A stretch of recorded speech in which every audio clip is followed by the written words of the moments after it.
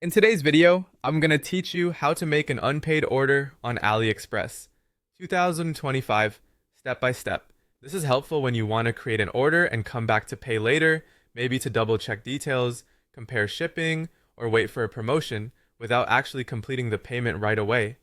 Start by opening the Aliexpress app or website and signing into your account.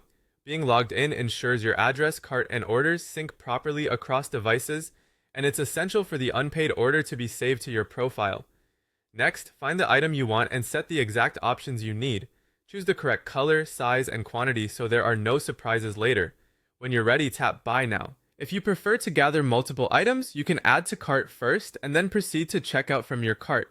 Both approaches lead to the same place. On the checkout page, confirm your shipping address. Make sure the name, street, apartment, or unit number, city, and postal code are accurate. Small typos can cause delays or returns, so take a moment to review everything. When it looks good, continue or confirm to move forward. You'll now land on the payment screen where you'll see options like bank card, PayPal, or other local methods. To keep this an unpaid order, do not complete the payment. Don't enter any one-time codes, don't approve the transaction in your banking app, and don't hit the final confirm or pay button. To keep the order in an unpaid state, simply exit. You can close the app, tap back, exit your browser, or just let the payment countdown timer expire. The timer length can vary, but if it runs out, the system will hold the order as awaiting payment or cancel it automatically later.